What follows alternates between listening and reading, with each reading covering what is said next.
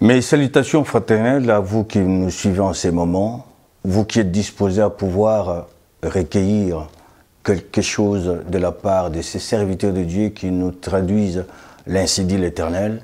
Oui, à vous mes frères, je vous souhaite la bienvenue et sur ces plateaux. Il y a quelques jours, il s'est vu naître ici en France une association dénommée Association d'Allo Ministry International. Un regroupement de chrétiens, un regroupement indépendant qui se veut se mettre au service du soutien et de la promotion de l'œuvre du pasteur Roland Dallo, l'œuvre actuelle qui est Dallo Ministry. Voilà, c'est dans ce cadre que nous venons chez vous pour pouvoir vous apporter quelques informations. Et l'invité sur ce plateau, bien connu, peut-être encore, pas encore connu, parce que aussi longtemps que les chemins de l'Évangile s'allongent, aussi longtemps nous avons apporté notre connaissance. Et sur ce plateau, effectivement, il s'agit de pasteur Atoms Mbouma. Bonsoir, pasteur. Bonsoir. Bonsoir. Bien heureux de nous rejoindre sur ce plateau. Merci, merci. Bien sûr, je suis très très heureux d'être là. Je dirais déjà merci. Merci de m'avoir invité pour ça. Je vous en prie. Dans l'introduction, j'ai semblé dire, vous êtes connu, quelquefois aussi ne pas être connu. Ouais, très souvent on n'est pas connu. Et si je vous demandais de vous présenter présentement, comment pourriez-vous vous présenter auprès de nos frères et sœurs? Je dirais que je suis Atoms Mbouma et voilà que je suis marié à Nadège Mbouma, maintenant père de 4 enfants. Priscilla, Doxa Grace et Roland. Je suis pasteur à Fille la Cité d'Exaucement. Je travaille dans Gaël. Allez, je peux me limiter là. C'est ce que je pourrais donner comme élément essentiel.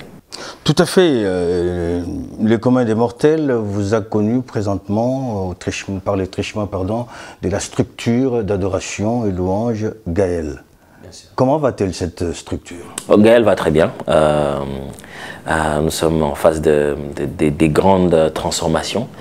Je suis très très heureux chaque fois que je travaille dans Gaël parce que c'est parmi les structures ou les ministères surtout qui ont une base musicale qui ont duré aussi longtemps et qui ont survécu même à leur fondateur. Ça fait presque 20 ans que Gaël existe et je crois que ça va durer encore plus.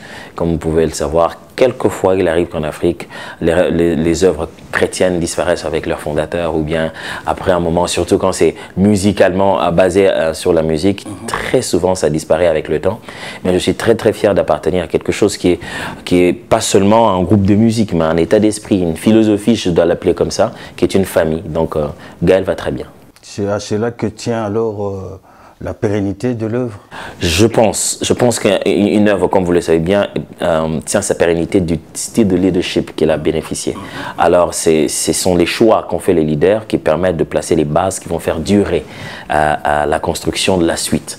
Alors, parce que tout ce qui vient apporter, si le fondement n'est pas bon, eh bien, l'émir va s'écrouler. Je pense qu'on a eu un très bon fondement et merci Seigneur pour Papa Lamoloto. Donc, ce qui fait qu'aujourd'hui, Gaël continue. Tout à fait, le mur tient bon, le mur de Gaël. Et puis de l'autre côté, on voit de l'autre côté de notre mur, en pleine structure, le centre missionnaire Philadelphie. Comment vous êtes-vous retrouvé là-dedans? C'est une assez longue histoire, Brièvement. Bon, disons que brièvement, j'étais déjà membre de Gaël, si on doit rebondir de là.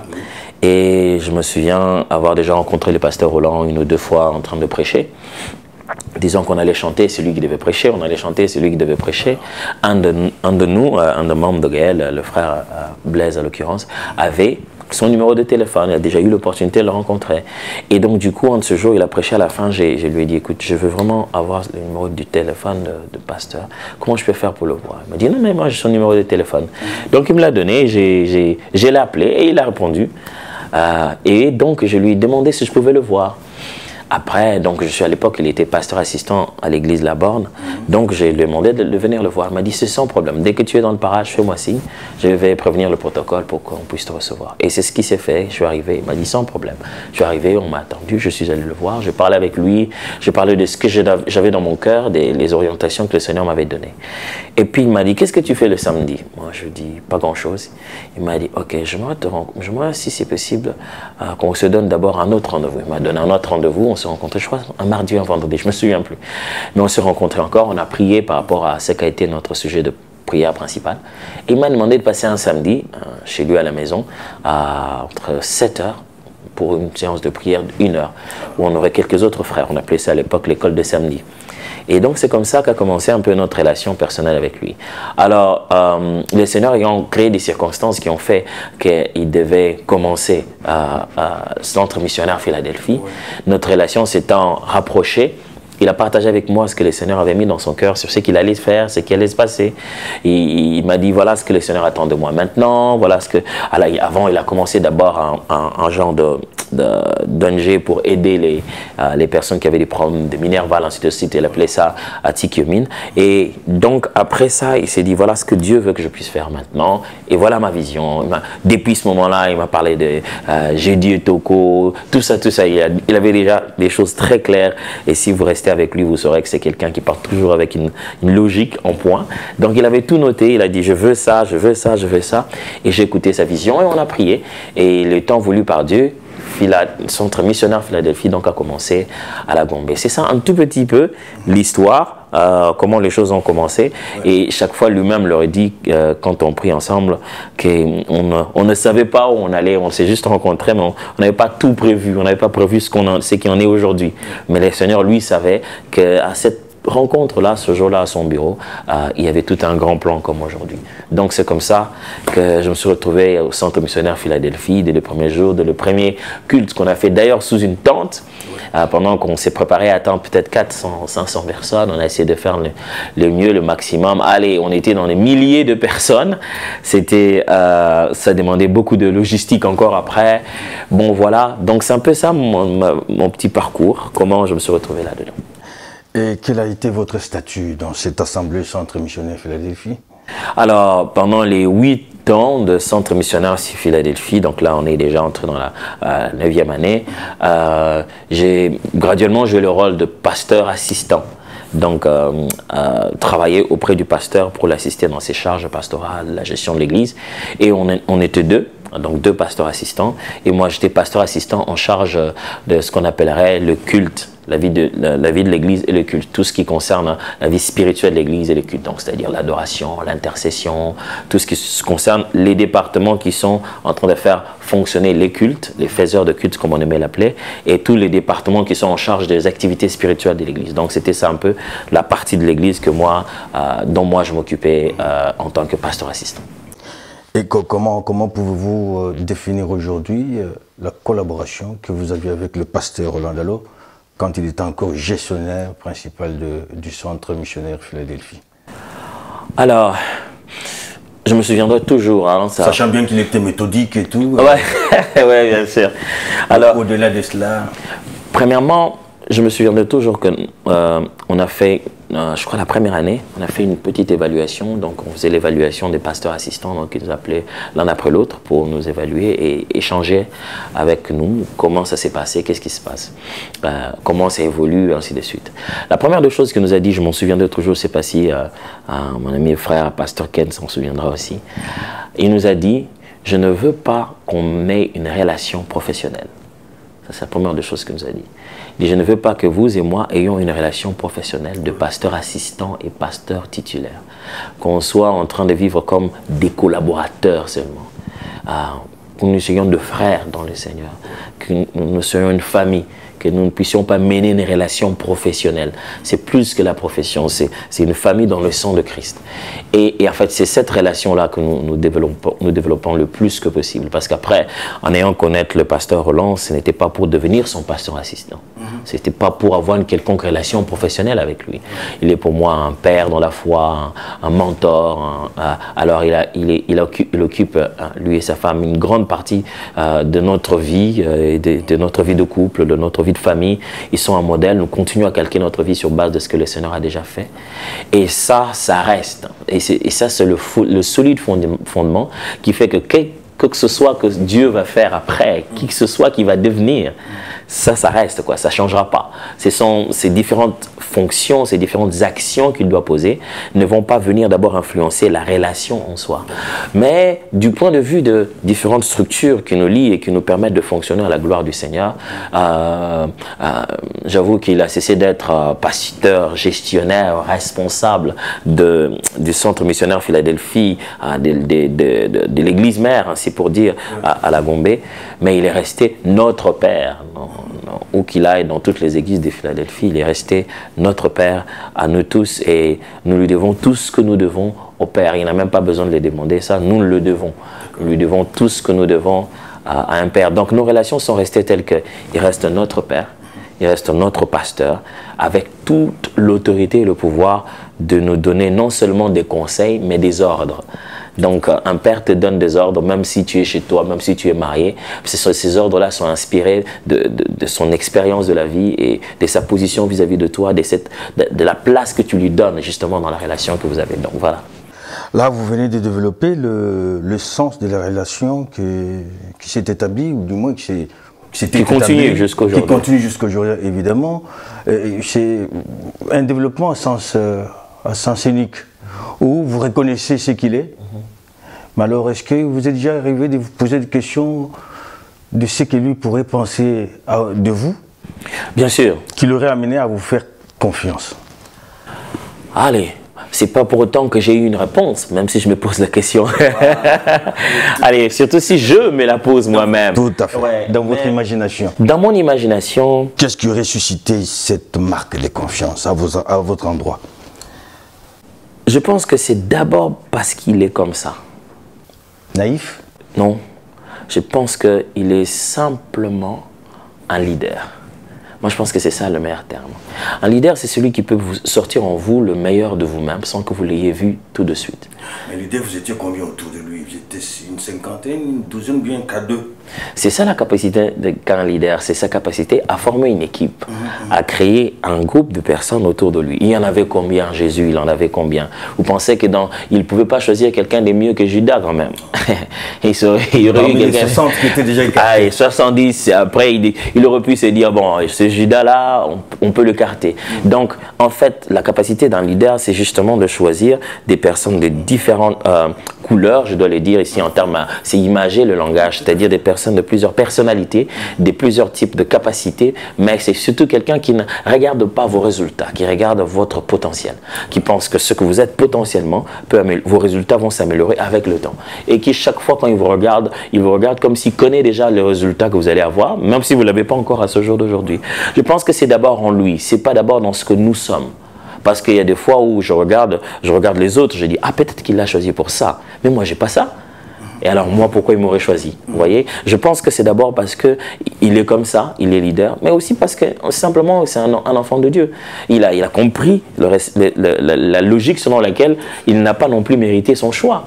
Il n'a pas mérité ce qu'il est aujourd'hui, il ne le fera pas mériter aux autres. Et il prend dans sa tête l'idée de rester toujours un pont. Moi, j'ai toujours pensé que le pasteur Roland est un pont, un genre de pont qui vous permet de traverser vers votre destinée. Il prend sa responsabilité comme le rôle de vous faire arriver sans vous obliger de l'amener. Je vais répéter ça, c'est-à-dire, pour lui, il considère qu'il doit vous faire arriver là-bas et il vous taxe rien, il vous oblige rien. Il ne dit pas que là où vous allez arriver, un jour, il faudrait que lui, il entre. Non, non, il considère que vous avez un parcours à faire, si vous avez de l'exemple à prendre en lui, mais vous devez devenir le meilleur de vous-même et aller le plus loin que possible où Dieu vous envoie. Et il ne vous fait rien taxer en chemin. Et il ne vous dit pas, alors quand tu arriveras là-bas, alors là, envoie-moi l'appareil. Ça, c'est en lui. Il veut juste vous voir aller plus loin.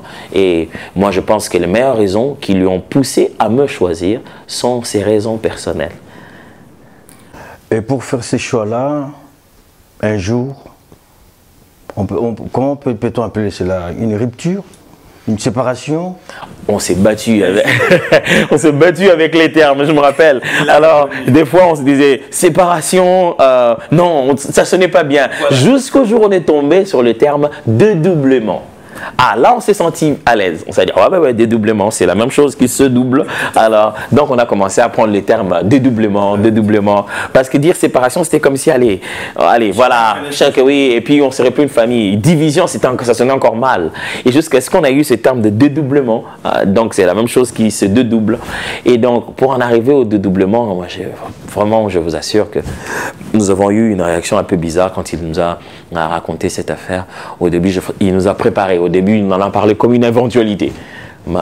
Il est éventuellement possible qu'avec l'allure nous allons, est-ce qu'on ne peut pas imaginer qu'on puisse faire ceci? Alors, donc, il nous a fait faire déjà psychologiquement, voilà, la démarche de commencer à imaginer le pire.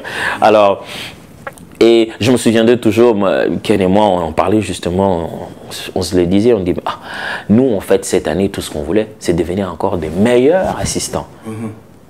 C'est tout ce que nous voulons. On s'est dit comment rendre notre place, notre fonction encore plus efficace vis-à-vis de lui. Je me souviendrai à la veille, quelques temps avant, je suis allé le voir à la maison avec des nouvelles propositions. Je les ai travaillées, dessinées, préparées. En me disant, voilà mes propositions. Moi, tout ce que je voulais, c'est contribuer davantage. C'est tenir encore le plus longtemps que possible ses bras pour que les maintiennent en l'air. Pasteur Atom, si j'ai parlé de séparation, de possibles retraits, vous avez trouvé les mots, avec le pasteur Roland, vous avez trouvé des dédoublements. Il y a certains parmi nous qui ne comprennent pas. Ils voulaient se dédoubler. Qu'est-ce que vous entendez par là? Merci beaucoup. Oh, et j'espère bien qu'ils n'ont pas pensé ça comme ça. Ouais. Alors en fait, dédoublement, c'est le terme qu'on a commencé à utiliser au Centre missionnaire Philadelphie, parce que dès les premières années de l'Église, nous avons eu le besoin d'acheter un endroit plus large pour nous recevoir. Alors on a trouvé un endroit un peu plus loin que là où nous sommes. Donc l'église se situe à la Gombe et nous avons trouvé un endroit limité Funa pour ceux qui connaissent Kinshasa. Donc on a commencé un projet de construction en s'imaginant pouvoir bâtir un temple de 5000 personnes. On tendait petit à petit vers ce nombre-là, on se dit, on anticipe, on a 5000 personnes et ainsi de suite, parking et tout. Alors le projet a rencontré un sol assez difficile pour construire, a dû prendre du temps. Mais la croissance, elle, au niveau où nous étions à la Gombe, n'a pas attendu. Donc l'église a commencé à grandir. Et plus l'église grandissait, plus le projet du temple commençait un peu à tomber caduc. Parce qu'il ne ressemblait plus au nombre de personnes que nous voulions placer là-bas. Mais en même temps, nous avions déjà gagné des âmes à la Gombe et dans les environs. Et nous avions déjà demandé à l'équipe d'évangélisation de commencer à gagner les âmes autour de là où nous allions nous rendre. Donc, à Limité, exactement, Limité, Funa, le secteur de Pakadjouma, comme on dit ces derniers temps. Donc, il se faisait un travail d'évangélisation simultanément de deux côtés. Alors, lorsque nous avons fait les statistiques de la dernière année, l'année qui a précédé donc le dédoublement, nous sommes rendus compte que l'Église avait tellement grandi qu'il ne pouvait plus aller là-bas. Mais en même temps que si nous nous déplacions pour nous rendre à Funa tous, nous aurions perdu les âmes qui restaient dans les environs de la Gombe. Il y avait un vrai besoin d'évangélisation et de maintenir un lieu où les gens se rencontrent à la Gombe. Et il y en avait aussi à Funa. Alors, ça tombait que c'était aussi le moment où le Seigneur mettait à cœur, justement, au pasteur Roland, de pouvoir prendre un peu plus d'envol dans l'appel qu'il lui a donné dans le corps du Christ, à être plus utile aux serviteurs de Dieu que seulement aux membres et aux frères et sœurs à l'église. Comment aider ceux qui dirigent les autres. Sa passion pour pouvoir s'occuper des bergers que seulement des brebis commençait à augmenter. Alors, il est revenu près de nous en nous disant que le Seigneur lui avait donc mis à cœur de cesser d'être pasteur responsable d'une église, de cesser de diriger une église et de faire de chacun d'entre nous, les deux assistants, pasteur responsable de chacune des églises. Donc, en faisant du pasteur Ken, pasteur titulaire du Centre missionnaire Philadelphie à la Gombe, ça faisait aussi automatiquement de lui donc le pasteur en charge de toutes les extensions du Centre missionnaire Philadelphie, parce qu'il devient pasteur de l'église mère. Et donc, en faisant de nous pasteurs de l'église qui devait aller vers la Funa, nous permettait de commencer, selon les principes des assemblées de Dieu, une extension. Parce qu'on ne pouvait pas devenir deux églises de même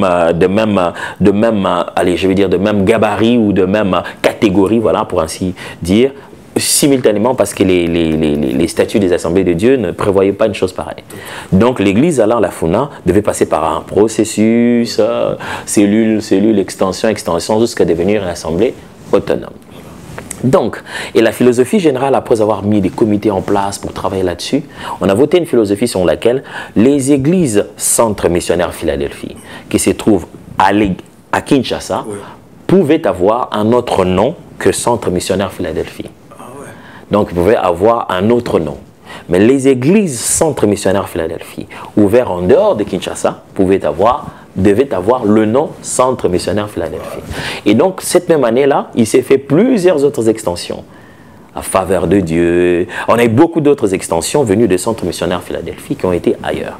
Alors du coup, nous aussi étant partis à la Funa, nous sommes devenus Phila, cité d'exaucement. Donc c'est ce qui a fait un dédoublement. Alors la chose qui vous étonnerait peut-être dans cette affaire, c'est que à l'origine on se disait comme ça, on aurait peut-être les membres moitié-moitié, parce que le pasteur a donné une philosophie. C'était quand même une épreuve, il leur a dit, chacun a 2 conditions pour savoir où vous devez aller. Soit, vous partez d'abord, premièrement, la condition essentielle, c'est la proximité. L'église qui est plus proche de vous, allez là-bas.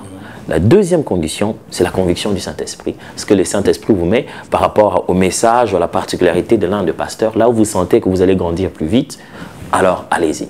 Donc, c'est comme ça. Mais cela n'a pas empêché qu'au premier culte de 2 églises simultanément, l'église de la Gombe a maintenu 2 cultes. Fonctionne exactement comme si aucun membre était parti. Voilà. Mais l'église de la Funa maintient une moyenne de 3000 membres en même temps. Alors donc, on donne raison à Dieu et surtout à l'homme de Dieu qui nous a dit qu'il avait une conviction de Dieu, que cette église est vraiment dédoublée sans pour autant se séparer en 2. Vous voyez, ce n'est pas que les membres se sont vidés d'ici pour aller là-bas, voilà. Mais vraiment, ça c'est... bien ils ont suivi tel pasteur. Exactement, ça s'est réellement dédoublé. Donc c'est ça le concept de doublement. D'accord, d'accord. Que diriez-vous alors de l'appel actuel du pasteur Roland Dallot dans le ministère entre nous?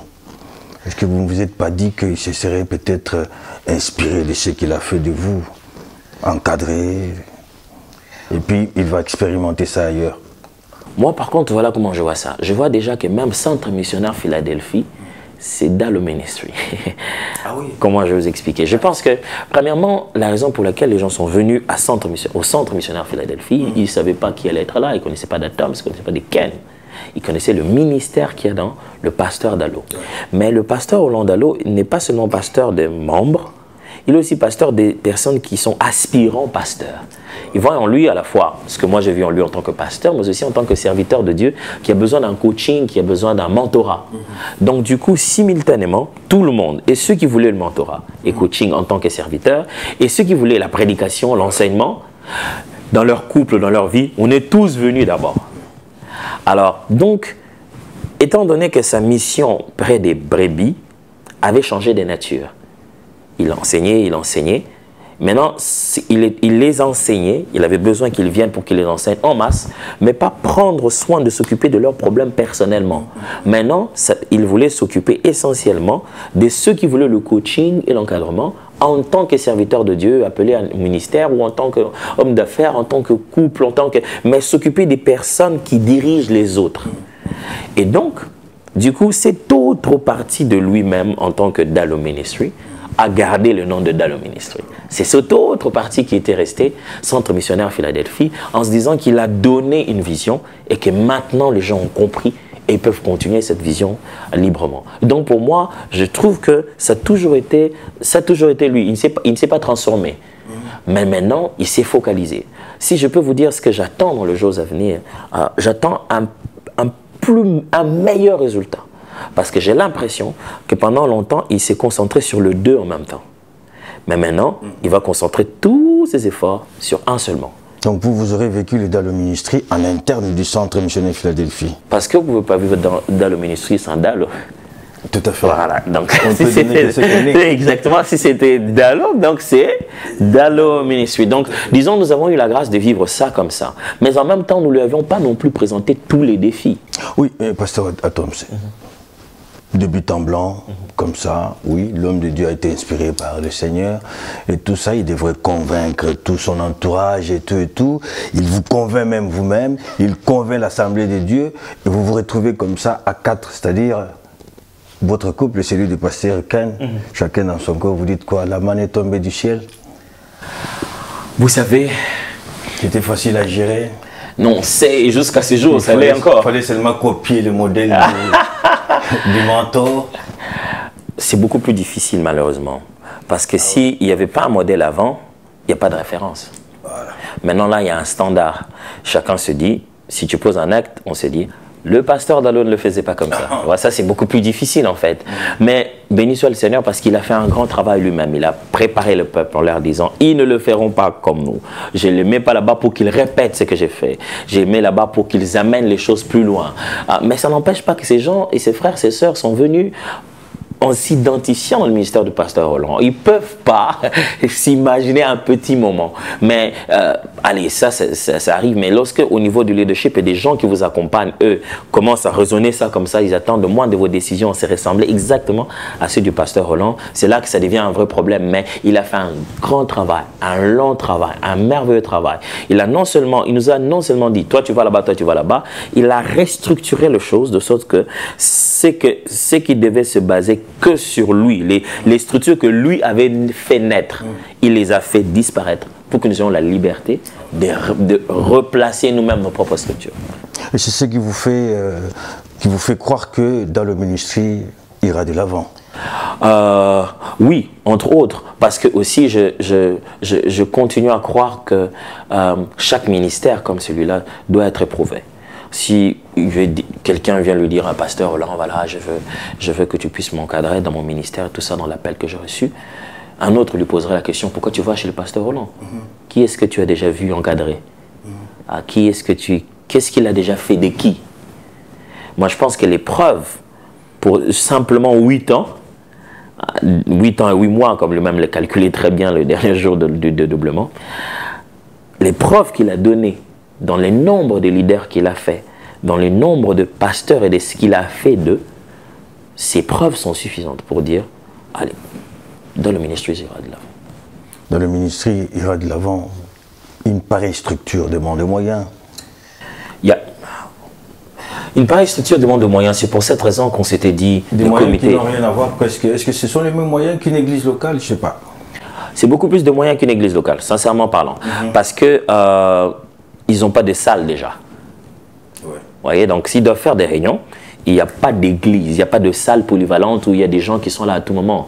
Les ouvriers, ils ne sont pas des ouvriers vraiment permanents, ils le sont d'après les actions. Il faut payer le personnel qui doit travailler. Et une structure pareille est vraiment un croisé de chemin. Ce n'est pas seulement avec les églises. Il y a beaucoup de types de personnes qui viennent dans ce type de structures. Et il ne fait pas des réunions, en semaine, ainsi de suite. Et quand il doit faire des réunions, ça doit toujours toucher beaucoup de personnes. Il ne peut pas s'attendre à faire une réunion de 2, 3, 4 personnes. Du point de vue financier, le besoin est beaucoup plus grand. À ce jour, les églises de Philadelphie ont pensé accompagner ce démarrage et même plus se maintenir le plus que possible pour que dans le ministère puisse démarrer, commencer. Depuis le comité, depuis tout le monde qui ont travaillé avec nous, et pasteur Ken et moi-même et tout, avons pensé avec tout le comité se disant dans le ministère, doit recevoir obligatoirement l'accompagnement qui lui permet de démarrer et de faire vivre, de devenir le plus viable que possible dès qu'il est en train de naître et recevoir la façon la plus permanente que possible notre accompagnement dans tout le reste de son parcours. Tout à fait, le faites-vous simplement parce que vous avez été avec lui ou bien aussi il vous arrive de pouvoir proposer d'autres serviteurs de Dieu de pouvoir soutenir cette œuvre? Oui, bien sûr. Mon rêve à moi, c'est que les frères et sœurs et serviteurs de Dieu, finissent par en arriver à quelque chose que le pasteur Roland lui-même nous avait demandé aussi. Finissent par en arriver à un point de se dire qu'il n'est pas de Philadelphie. Si le pasteur Roland Dallo est encore à prendre comme le pasteur de Philadelphie, c'est empêcher dans le ministère d'évoluer. C'est pour cette raison qu'il est fait. Il est dans Dallo Ministries. Les références et je vais dire les racines de Philadelphie, de l'Assemblée de Dieu resteront toujours. Mais si c'est pour être encore seulement le pasteur de Philadelphie, il aurait pu rester au bureau. Il aurait eu sa place, personne ne l'aurait chassé. Mais si c'est pour devenir Dallo, donc Dallo Ministries, c'est pour se rendre disponible au-delà des murs, des familles et des collaborations habituelles, de cercle habituel de Philadelphie. Et bien, c'est non seulement pour donner au-delà de Philadelphie et des murs de Philadelphie, mais je veux encourager pour faire comprendre, mais c'est aussi pour recevoir au-delà de Philadelphie le soutien nécessaire dont il a besoin pour donner davantage au-delà des murs de Philadelphie. Les soutiens nécessaires dont il a besoin, effectivement, c'est ce qui a fait que, en France, il s'est créé une association, comme je le disais dans l'introduction, une association qui a comme vocation de pouvoir soutenir et promouvoir la mission des Dallo Ministries. Et quiconque est appelé à adhérer à cette association, parce que c'est une association internationale. Okay. Seriez-vous vous-même disposé à pouvoir adhérer à cette association? Oui, c'est pas que je serais disposé. Vous êtes douté là? Non, je suis en train d'essayer de trouver une formule pour vous dire qu'en fait, que vous n'êtes pas censé me poser cette question parce que je suis dedans. Alors je suis en train de trouver... je suis en train de trouver une question. Je serais plutôt disposé à appeler le maximum que possible de frères et sœurs pour pouvoir nous joindre, en fait. Moi, je suis très heureux que Dallo Ministries soit international. Parce que c'est ça le but de Dallo Ministries. C'est pour qu'il soit le pasteur Dallo. Que ce ne soit pas encore Kinshasa ni Philadelphie. C'est juste le pasteur Dallo. Au point on se demande, il habite vraiment où? Parce qu'on veut lui donner au corps du Christ. On veut le lâcher pour le corps du Christ. Et pour ça, ça demande que tout le monde puisse pouvoir participer à cela. Ceux qui n'ont pas encore pu se rapprocher de ça, parce qu'ils ont cru que c'est le pasteur Roland de Philadelphie, eh bien je m'aurais leur dire non. Ce n'est pas notre pasteur Roland, c'est le pasteur Roland du corps du Christ. Nous resterons jaloux de lui au maximum. En tout cas, si vous ne le voulez pas dans le corps du Christ, on va le récupérer. Mais sincèrement parlant, nous ne le considérons pas comme le pasteur Roland du Centre Missionnaire Philadelphie, donc Dallo Ministries et directement appartient, non, rien du tout.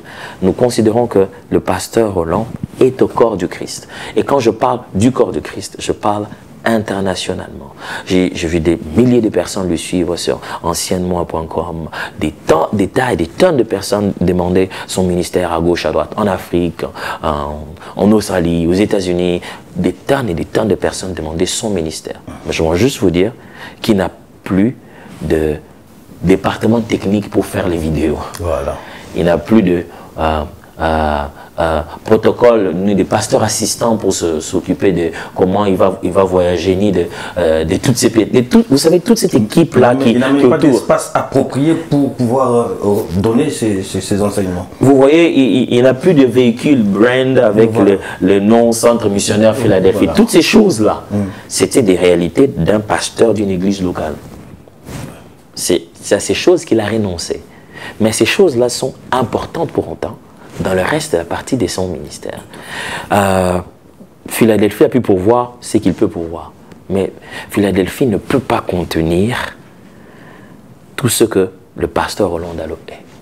À plus forte raison qu'il n'est plus de la gestion de la structure. Pas du tout. Donc, moi, j'aimerais surtout faire comprendre aux frères et sœurs qui suivent cette interview, ce que je suis en train de dire aujourd'hui, à comprendre que il ne faut pas se dire « Ah, c'est certainement le pasteur Dallo, certainement on s'occupe de lui, certainement... » Non, c'est pas ça. Ce que nous faisons maintenant, c'est vraiment, c'est très minimal par rapport à son grand besoin. Vous savez combien de fois il voyage maintenant par an? Combien de fois il fait des va-et-vient par an? Qui paye tous ces billets-là? Combien il ne voyage pas seul, il voyage avec sa femme, avec qui ils font un ministère simultanément. Et qui doit payer ces billets-là? Qui doit se rassurer à ces endroits-là où il va qu'il sera en bonne santé? Ces genres de choses, ça demande d'avoir une très très bonne santé. Et ça n'empêche pas qu'il a aussi une vie de famille. Il voudrait de temps en temps aller en vacances avec ses enfants, faire des choses comme on peut le faire. J'insiste encore, ce n'est pas pour dire que Philadelphie ne peut pas contribuer au maximum. Ce que le Seigneur nous a demandé de faire et ce que nous sommes résolus de faire, nous sommes en train de le faire. Mais ce qu'il lui est en train de donner maintenant dépasse Philadelphie. Dépasse Philadelphie. Le pasteur Roland que je vous présente, ce n'est pas mon pasteur Roland seulement. Le pasteur Roland que je vous présente, c'est celui que j'ai connu sans avoir été de la borne à l'origine, mais qui ne m'a pas rejeté pour autant pour dire tu n'es pas de mon cercle, et sans savoir que c'est dans une idée de faire Philadelphie qui m'a adopté. Et je pense qu'à ce jour, certaines personnes sont peut-être dans la même position que moi j'étais quand je l'ai connu, que je n'étais même pas de la borne. Et ils vont s'approcher de lui. Et je ne sais pas ce que Dieu va faire d'eux à travers lui. Et je leur proposerai à ce jour de commencer déjà, au maximum que possible, contribuer à ça. Pourquoi j'ai dit ça? Vous savez, le pasteur Roland, il n'est pas les gens de personnes à venir vous dire ça. Parce qu'il considère vraiment que même si vous contribuez, vous allez contribuer parce que c'est la méthode de Dieu. C'est parce que le Seigneur vous a mis à cœur.